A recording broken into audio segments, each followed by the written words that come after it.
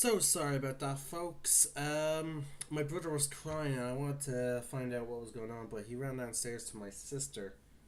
So, yeah, sorry about that. Okay. Anyway, I need to do my quick audio check and then we'll continue with, we'll start me talking about this race. Um, yeah, I was hoping that I'll probably do another video with Blue at some point. It's just that because of some things, basically me and him have been getting busy with our own stuff. We both have our own individual lives, so sometimes it'd be difficult for us to schedule, to do these videos together.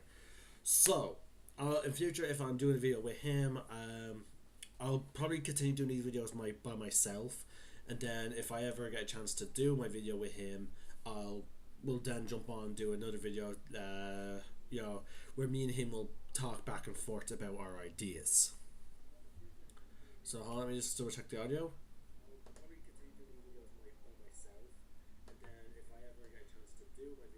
Okay, yeah. So it's just that my telly is a bit fidgety. Like in my room, like a low volume of 20 can be easily heard. But then when I'm downstairs, I need to turn it up all the way to 100 for it to actually be heard. But yeah, you can hear me fair enough, and you can see the text very well. Okay. Now, let's start off with the way we normally do it. By reading the flavor text. This is the first bit, where whenever every race has like this little bit of flavor text here. Daughter of the Drow, that type of stuff. So yeah, we're going to scroll down and we're going to start with the flavor text. Her father stood on the first of the 3 stairs that led down from the portal, unmoving. The scales of his face had grown paler round the edges, but clanless Mihen still looked as if he could wrestle down a dire bear himself.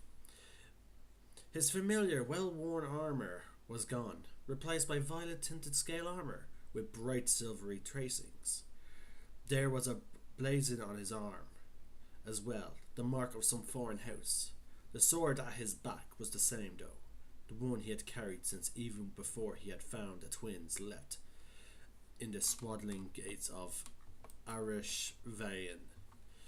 For all her life, Farid had known that reading her father's face was a skill she had been fortunate to learn. A human who couldn't spot the shift of her eyes or Javiers would certainly see only the indifference of a dragon in Clannis Mian's face. But the shift of scales, the arch of a ridge, the set of his eyes, the gape of his teeth, her father's face spoke volumes. But every scale of it, this time, seemed completely still, the indifference of a dragon, even to Faraday. This quote is from Erin M. Evans, The Adversary. I have no idea where they're getting this type of text from. I imagine that there are, if I remember correctly, there are some books set in the Forgotten Realms that do have like actual stories. Like it's not just the tabletop RPG. So I'm guessing these are from them. And right there, you have a Dragonborn who adopted apparently these set of twins. And for years, like to a normal human, the Dragonborn seems very indifferent, but to her, she notices the little quirks that only a Dragonborn would probably, or someone who'd known a Dragonborn for a long time, would really notice and understand. But for some strange reason, she still has many things to learn about her adopted father. Again, that's my impression of the thing.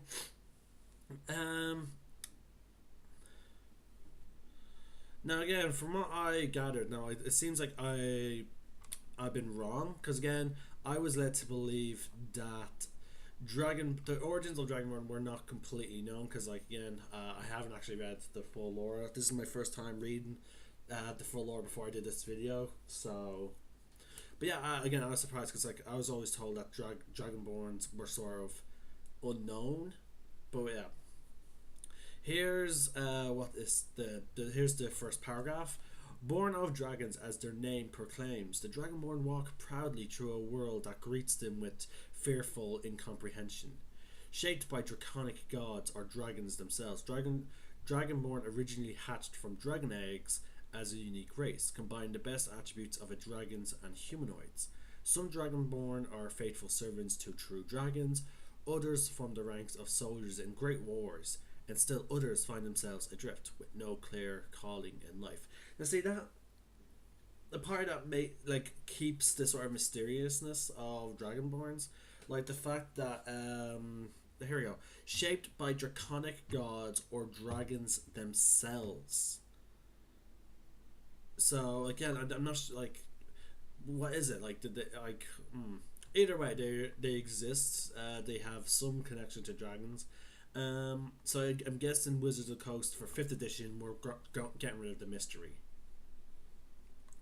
So yeah. Also, Dragonborns is also what's called an uncommon race. The uncommon races, which will be now covered in the next bit of racial series for the 5th edition. We're going to be starting with the Dragonborn, then we'll be going to the Gnomes, the Half-Elves, the Half-Orcs, and my personal favourite, my all-time goddamn favourite race, the Tiefling. Now, there are other races that I would love to play, for example, Dragonborns, like Blue. When we were beta testing some classes, I was beta testing a variant race for the Dragonborn. Well, because like, you'll find out why, and I'll talk about that at the end of the stream. But okay. Proud Dragonkin. Dragonborn look very much like dragons, standing erect in humanoid form. Though they lack wings or a tail, the first Dragonborn had scales of vibrant hues matching the colours of their dragonkin. But generations of interbreeding have created a more uniform appearance. Their small, fine scales are usually brass or bronze in colour, sometimes ranging to scarlet rust, gold, or copper green. They are tall and strongly built, often standing close to 6.5 feet tall and weighing 300 pounds or more. Their hands and feet are strong, talon-like claws with 3 fingers and a thumb on each hand. The blood of a particular type of dragon runs very strong through some Dragonborn clans. These Dragonborn often boast scales that are more closely matched to those of their dragon ancestor, bright red, green, blue, or white, lustrous black, or gleaming metallic gold, silver, brass, copper, or bronze. Now, yeah, that's another thing. When you pick, you might remember when you're picking some races, humans are an exception. I think it only relates to elves, dwarves, and I think halflings. I'm not sure. Don't quote me on it on the halflings bit, but I know for elves and dwarves definitely. You have sub races, and you have to pick a sub race. Dragonborn have the most sub races, just due to the fact that they have. It's based on their color, and it's one. Sorry, hold on. How many colors is there? There's 1, 2, 3, 4, 5, 6, 7, 8, 9. Yeah, so 9 colors.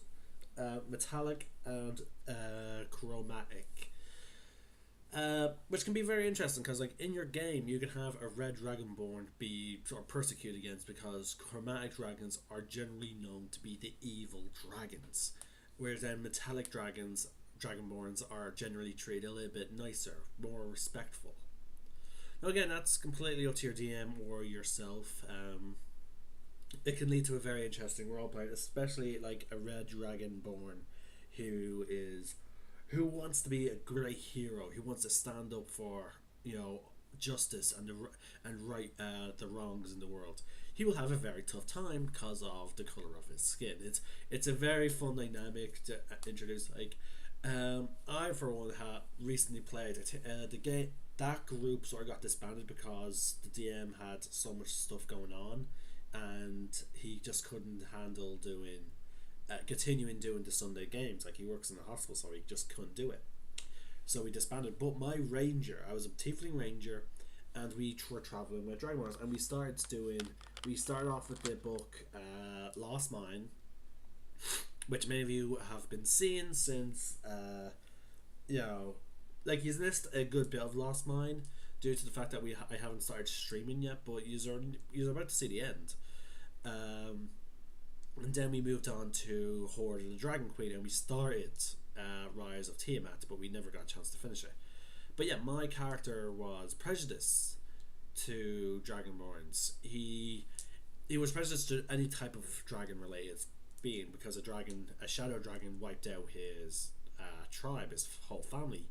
So my character had prejudice against them. Now I did warn the DM. He was like, "Oh yeah, that'll be very interesting. We have a Dragonborn in the group. Like, I just hope you don't like try and kill him." I was like, "Oh no, no! Like he just doesn't trust him. He doesn't like." Eventually, my character did warm up. Like after like one or two fights, especially after he fought against a dragon, my character completely warmed up. Like it was a fun sort of character dynamic that me and the DM enjoyed. Like again, the player who I was playing with, like he didn't enjoy it as much because he felt annoying that his character had to prove something. But yeah, apparently, uh, but anyway, but it was a fun dynamic. Like my character, like it was character growth. Added a whole new dynamic to the party. My character slowly warming up. Like now he would kill for this Dragonborn, and he actually nearly did. Like they went to I think it was Waterdeep, and our characters got famous after killing the dragon. Sorry, no, sorry, after they saved Phandalin. And when we got to this city, there was a bunch of people impersonating him. My characters was like, okay, that's it. Warning shot, boom, right at the guy's shoulder. Everyone, like, again, my character was just having none of it. Like, even though he started off rocky with this Dragonborn, he grew to like him. And again, that could be a fun dynamic. Now there are other races you can do that with. Like a human in a very elven population of a city. Sorry, an elven dominant city. Maybe the human is looked down on. But yeah, Dragonborns are very interested in that because they do have a connection to dark creatures. There's three races that could be very fun. There's Dragonborns, as we're going to be talking about later on.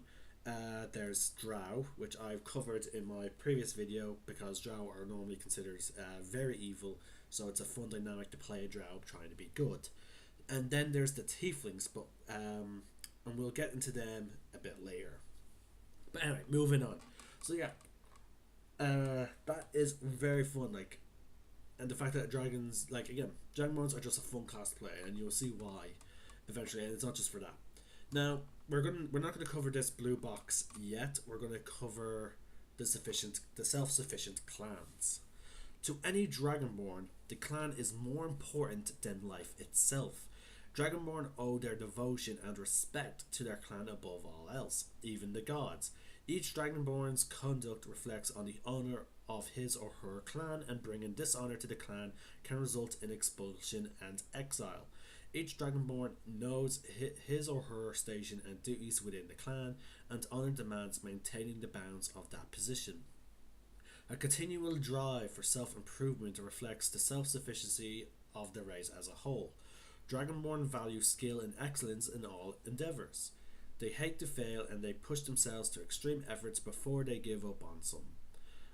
A Dragonborn holds mastery of a particular skill as a lifetime goal. Members of other races who share the same commitment find it easy to earn respect of the Dragonborn. Though all Dragonborn strive to be self-sufficient, they recognize that help is sometimes needed in difficult stations, but the best source for such help is the clan. And when the clan needs help, it turns to another Dragonborn clan before seeking aid from the other races or even from the gods. Again, that just speaks to like how fun it could be. Like, you could play an exiled Dragonborn. Like, why were you exiled? You know, like why? Why were you kicked from your clan? Maybe now again, it could be for a good reason. If your party's not comfortable playing with dark sort of questionable characters in the party, maybe you're exiled because maybe you didn't want to do something that the clan wanted. Like maybe the Dragonborn clan were raiders, and you refused to attack a town or contribute to the slaughter of some people. Maybe that's why you were exiled. Whereas, like my friend, the one I was talking about, the one that my character had to warm up to, they both have a sort of similar bond, as in like when we started Dragon's Tyranny, they both had a huge drive to take down this group of cultists because one, he was playing I believe a gold, maybe copper Dragonborn. No, it was gold because he was breathing fire. Um, he his clan of Dragonborn was wiped out by another, and he was enslaved. Like he was taken as an egg, and he was basically forced to be their blacksmith. He eventually managed to escape, but he still has a strong dislike for them. But so when we discovered that clan has aided and joined the cultists, both me and him were like, yeah, we're gonna fuck these guys up. So that was a fun dynamic, because like this cat, because he was essentially clanless, um, and again, I just love the idea of playing a Dragonborn just because like you're striving for not just yourself but your people, and I think that's just that seems like an amazing character to play as. I personally would just love it. But okay, and I love the fact that they would go to other clans before even praying. That is amazing. Okay, now we're going on to their names. Dragonborn have personal names given at birth, but they put their clan names first as a mark of honor. A child name or nickname is often used among clutch mates as a descriptive term or a term of endearment. The name might recall an event or a center on a habit. They give you a bunch of male names and some female names. So yeah, often, and then there's some childhood names: climber, airbender, leaper, pious, shield biter, zealous, and then there's some clan names. So they sort of, judging by how they talk of their clan name first, that gets me a very I think Japanese feel to it. Again, it's from what I'm only talking about what I've seen from animes. I might be mistaken because again, like translation. Like when I'm watching subbed, when I watch subbed anime, for example, Naruto. Whenever a character was whenever the character was introducing himself to someone new, again, subtitles, maybe someone was going weird, but either way, all I heard was whenever, say for example, Sasuke was introducing himself to another person, he always said, again, their names are still quite distinct, so I was able to pick them out from what they were saying, and he was like Uchiha Sasuke, and then Uzumaki Naruto, Haruno Sakura, like. And again, it happens again even in when I was playing Persona, which is again set in Japan. So I'm just like, oh, like it's right now with the Dragonborn name section. It seems like they are going for that type of thing, and again, it explains then with this guy. We're just gonna say it's him. This guy was always like, where was his name? Here we go. Here we go. Clanless Mihin. So which means he lost his clan. We don't know why, because again we only have this short paragraph. All we know is that he lost his clan and his name is Mihan. Why is he clanless? He doesn't seem that bad of a guy, so something must have happened that might have questioned his honor and would have been at odds with the clan. So I find that very interesting. I would be interested in hearing this story. But okay, here we go. We're gonna get into the uncommon races.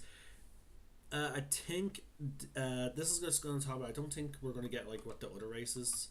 Remember how in the other section we learned about? Yeah, we're not getting it. Remember how in the last section, for example, the dwarves, we got a blue box telling us how the dwarves felt about these other races. For example, dwarves, we got their opinions on elves, we got their opinions on halflings, we got their opinions on humans, and then we got the same thing going for all the other races. But now it seems like we're not going to be getting that with Dragonborns, with the uncommon races. So here's a brief overture about the uncommon races.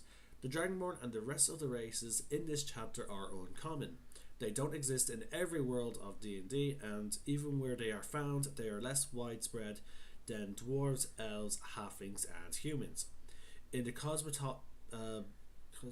I can't read that word. Cities of D&D multiverse, most people hardly look twice at members of even the most exotic races. But small towns and villages that dot the countryside are different.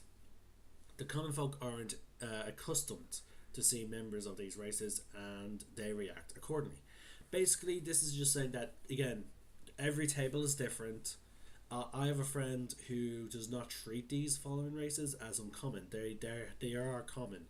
In my world, they are still sort of uncommon in terms of being widespread, but Dragonborns rule over a part of the world called Draconia.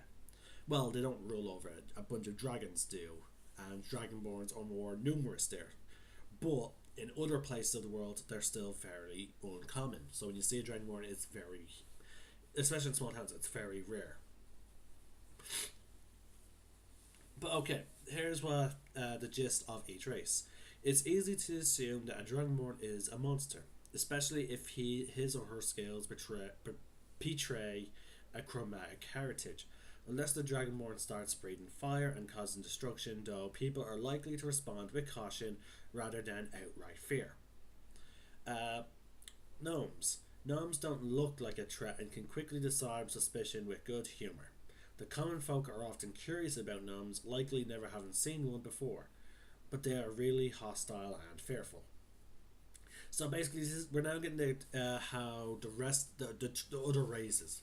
We're going to see now how the other races, the four prime races, I'll call them, see these races. So they're not really hostile or fearful to gnomes. They always respond with caution to Dragonborn half-elves. Although many people have never seen a half-elf, virtually everyone knows they exist. A half-elf stranger's arrival is followed by gossip behind a half-elf's back and stolen glances across the common room, rather than confrontation or open curiosity. So, because elves and humans have such completely different lifespans, it's like it begs the question, like, how did this half elf come to be? Like, is one of his parents dead? Are they both alive? Was it a scandalous type of thing? No, it's so on and so forth. Like, it's just general gossip. Now, until Volo's Guide, which is I think it was like I think it was the second last book to come out. A new book's coming out.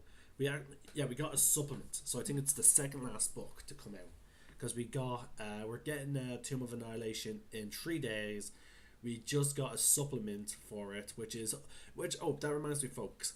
If you're playing Dungeons and Dragons and you're interested in the supplement book, or playing some new races or new stuff for Tomb of Annihilation, drop over to wizardsofthecoast.com, pick up your supplement for Tomb of Annihilation, and help a good cause. Normally with these supplements, I haven't actually seen any supplements be charged money, but Wizards are trying to raise money for those that have been affected by the hurricanes. So if you're interested, if you're a D&D player, and you're interested in trying out some new stuff, go over to their website, buy a copy of the supplement, and come on, it's for a good cause. All right, half orcs now. Oh yeah, sorry. Back to what I was saying. Before Volo's Guide, which is the third last book to be released, you cannot play a full-fledged orc. Orcs are labeled now. My friend has completely different labels for some races. He splits races up into two categories: PCs and monstrous races. If they've been made a PC race, I just call them a PC race. Blue has them in two different categories. Orcs for him would be considered a monstrous race. Half orcs are PC. It's usually safe to assume that a half orc is belligerent and quick to anger, so people watch themselves around an unfamiliar half orc. Shopkeepers might superstitiously hide valuable or fragile goods when a half orc comes in, and people slowly clear out a tavern, assuming a fight will break out soon. Because of his orcish nature, people are going to assume he's going to be a brute, he's going to be horrible, he's going to be violent, and he's going to be some sort of thief or raider. Very, again, these last two races, half orc and tiefling, this is where the people generally seem to be very, very prejudiced. See, Dragonborns are generally responded with caution. Gnomes, nothing harmful there. Same goes for half elves, but half orcs and tieflings. This is where we're going to get into flat out general. Now, again, this is in the modules in Forgotten Realms. Again, your DM can have things completely different, but generally in the modules of Forgotten Realms, the Sword Coast, the Adventures League, this is how the world works. Now I'm doing Adventures League. I'm using the modules, but I'm modifying them to suit my general campaign because I'm throwing in my own stuff. But this is how the world sees. This is how generally the Adventures League world views these races. Now, half orcs again, very prejudiced. Now here's where we get to tieflings. Half orcs are greeted with practical caution, but tieflings are subject of supernatural fear. The evil of their heritage is plainly visible on their features, and as far as most people are concerned, a tiefling could very well be a devil straight from the nine hells. People might make warding signs as a tiefling approaches, cross the street to avoid a passing near, or bar shop doors before a tiefling can enter. Again, let's look at. We're going to go down through the races and see the sheer volume of how tieflings are treated. Dragonborns. Elves, dwarves, and humans and halflings generally pretty much accepted because they're so common. People know about them. Halflings are still very secretive about their language, but again, they're generally accepted. Humans generally accepted. Elves generally accepted. Dwarves and elves. If visiting a dwarf or elven city as one of the other two races, yeah, there will be some issues, but again, over time things will change. You'll be accepted. Or if you're going to a neutral city, no shit happens. But when you get to the uncommon races, Dragonborn, people would be like, oh, he's a red Dragonborn. Okay, he may not be what his heritage is because there are metallic Dragonborns. Gnomes. Oh, look at the cute little guy. Because gnomes are very much small. Half elf. Oh my god. I wonder if his parents are still alive. Are they together? What's the deal with their relationship? Okay. Half orc. Oh fuck. Move. The fight's gonna break out. Tiefling. Practically religious, to the point where again people are giving the tiefling a wide berth. Half orcs are still welcomed into this. Let's take the two drastically different races. Sorry, the two sort of drastically prejudiced races. Half orc and tiefling. Half orc, though he's still prejudiced against. Persecuted against, he's still welcome in the shop. He's still going to be. The shopkeeper would still probably hide his valuables if he doesn't know any better, but he's still allowed a half orc into the shop. A tiefling, bar and lock the fucking door. Yeah. Very stark differences. One is still persecuted against, but they still generally allow him to wander around and shop. A tiefling, the shopkeep would rather just blatantly lock the door. Yeah, very scarce difference. Okay, and as I said, we have the child names and the clan names. Now, we're going to actually read the Draconians before we get into the actual mechanics, the stuff that you get as playing this character. And yes, you can see right there, you do get a breath weapon. Okay, in the Dragonlance set. Now there's Forgotten Realms, Dragonlance, and Greyhawk. Most people know about Forgotten Realms. In the Dragonlance sense, the followers of the evil goddess Talikis learned a dark ritual that let them corrupt the eggs of metallic dragons, producing evil dragonborn called Draconians. 5 types of Draconians correspond to the 5 types of metallic dragons fought for Talikis in the War of the Lance: Arax, Baz, Bozak, Kabak, and Sivak. In place of their draconic breath weapons, they have unique magical abilities. Now, again, we don't get their unique magical abilities because, again, this I imagine there will be a Dragonlance book for this, but it says you change their breath weapon. Or no, sorry, you get rid of their breath weapon and you give them a magical ability. But again, it doesn't go into detail in this book. You need to use the Dragonlance book for that. Sorry, my hay fever or cold is messing up with my nose. I should have taken my hay fever tablets before I started recording this. Okay. Ability. When you're playing a Dragonborn, you increase your charisma. Your strength score increases by 2 and your charisma goes up by 1. Now, with that, then the general classes. Now again, you don't have to do this, but if you're playing to very efficiently make a character, if you're playing a Dragonborn, that will put you to play a ranger because rangers can use strength. Just not if you just avoid using a bow. You could play a paladin, cleric, just because you can deal a good bit of damage with your melee attacks. Barbarian and fighter. So yeah, there's several classes you can really effectively play. Now, with the charisma score increased by 1, I suppose you could go into a sorcerer, warlock, or a bard, because again you get a charisma score of +1, or you can do a multi-class with a strength based fire with then some charisma casting. But okay, so yeah, they're your ability score modifiers. Now, age. Dragonborns, I think, are the young. I think they're one of the youngest living races. I think Volosgard added a couple that are much younger. They don't live. But okay.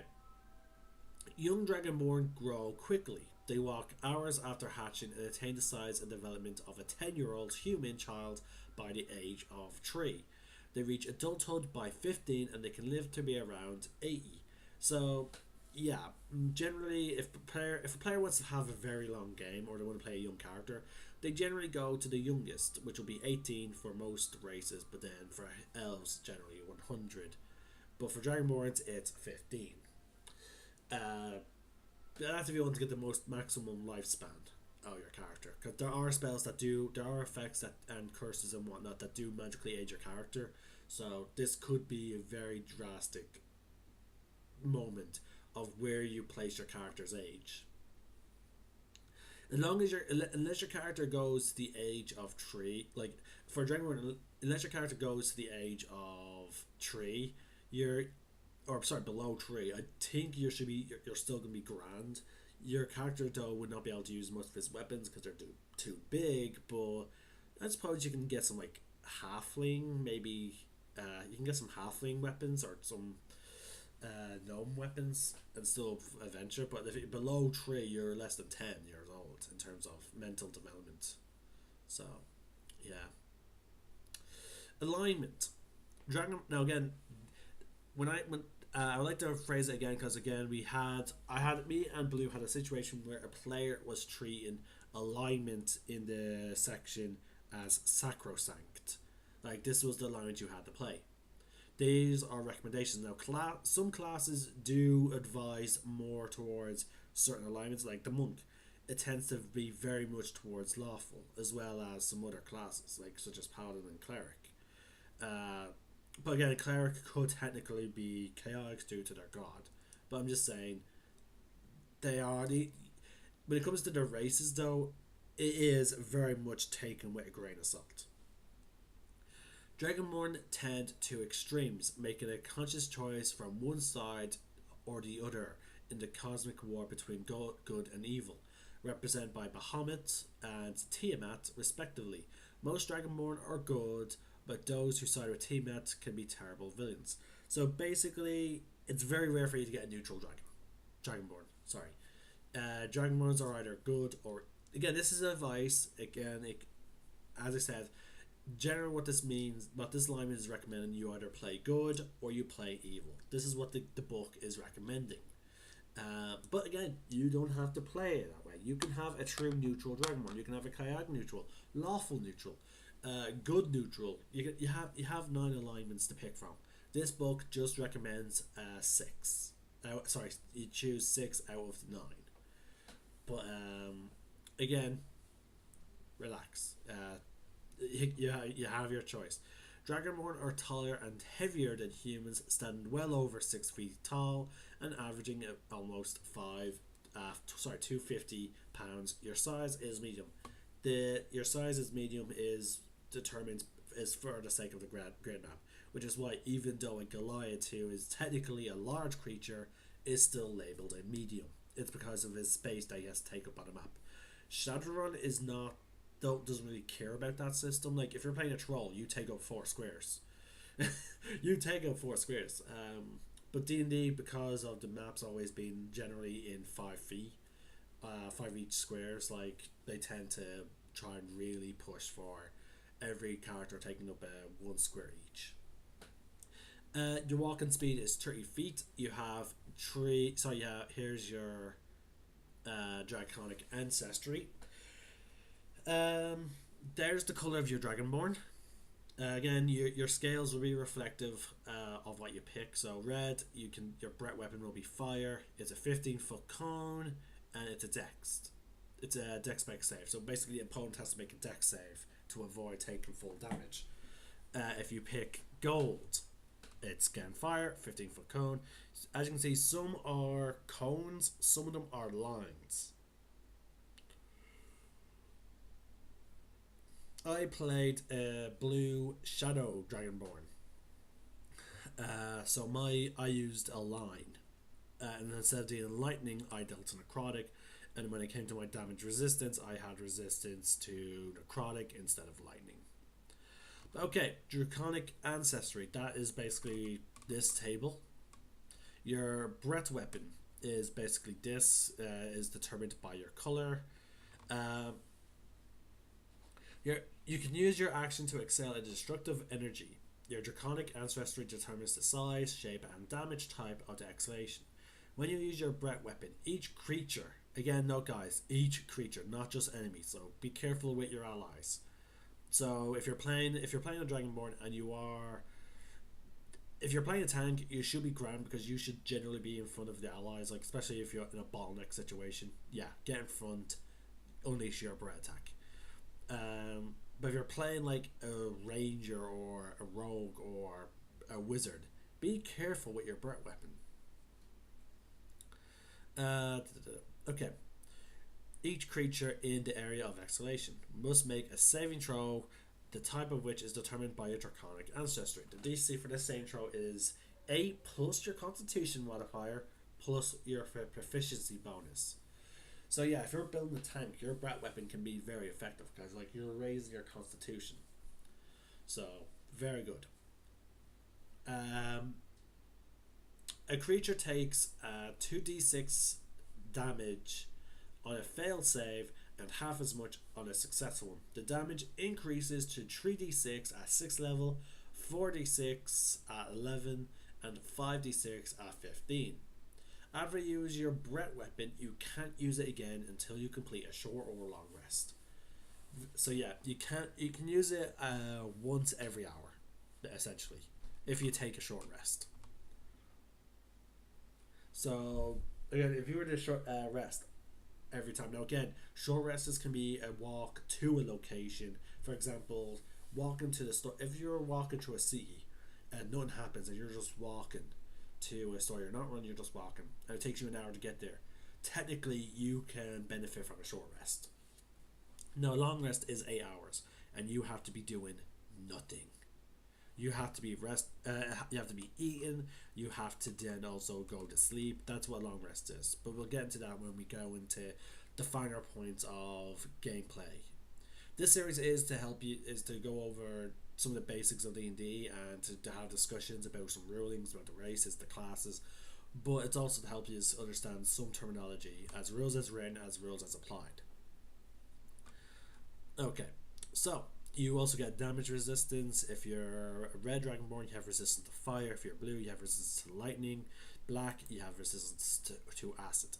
As you can see, there is no radiant or necrotic here, which is why I created my Shadow Dragonborn, because Shadow Dragons use necrotic, and I was like, oh, this will be fun. You can read and write Common and Draconic. Draconic is thought to be one of the oldest languages and is often used in the study of magic. The language sounds harsh to most other creatures and includes numerous hard consonants and sibilants. Yeah, often I don't actually often have my players speak. Sorry, I don't often force my players to put on I don't make a language. For my players and for myself, I always just notify that this character is speaking this language. If you know it, sorry, he's speaking a different language that you don't know, and then I'll ask who speaks what languages, and if they speak it, then I'll be like, okay, yeah, you recognize this language as Draconic. I don't force them. I don't put on any voice. I don't be like Elva that I make and then I'll say that's Dwarvish. I don't do that type of stuff. I'm not that creative. I wish I was creative enough to do it, but I'm not. I actually tried it, but I couldn't. And that, folks, is the Dragonborn. They have no variants except for the different origins. This video is about just a bit about maybe 20 minutes longer than my human video. Again, I would love to. I wish Blue was here because we normally would have a back and forth about this, discussing how we rule the Dragonborns. For example, in one of the worlds, the Dragonborns are they actually have their own. In both our worlds, the Dragonborns have their own continent.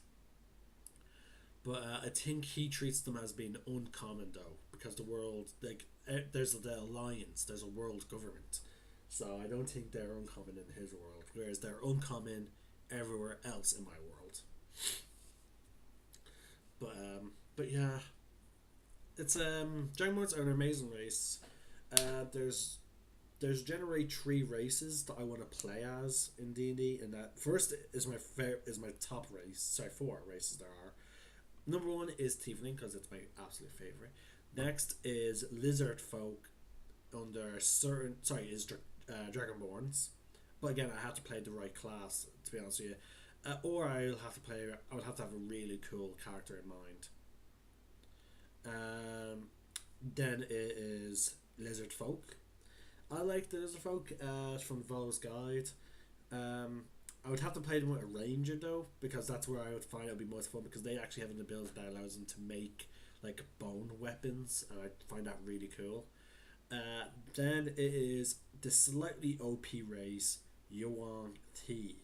Now, Lizard Folk and Yuan Ti are technically labelled, in Blue's opinion, monstrous races. I think they are called that in the Volo's Guide.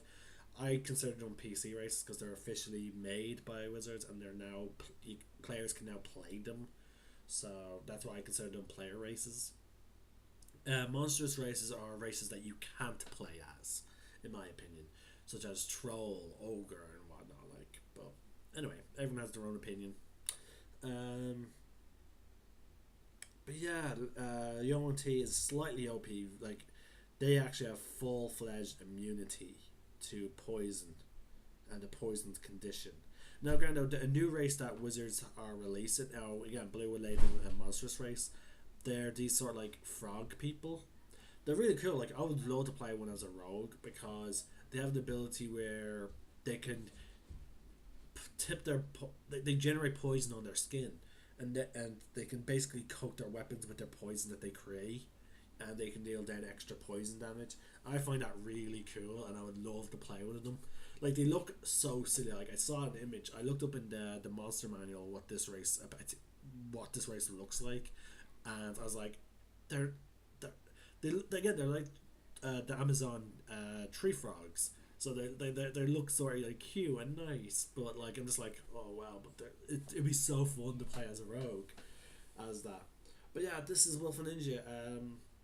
I'll be label. I'll once I'm on Twitch to edit this name and all that. I'll do the same for my yesterday's D&D session for those of you that missed it, and then I'll be re-uploading this and the other the Dungeons and Dragons game onto YouTube. This is Wolf and Ninja signing off for the next while because I have a D&D game coming up today. It's not being broadcast, it's just for me and my some friends. And so yeah, I have to prepare. This is Wolf and Ninja signing out. May the force be with you, and remember, roll for initiative.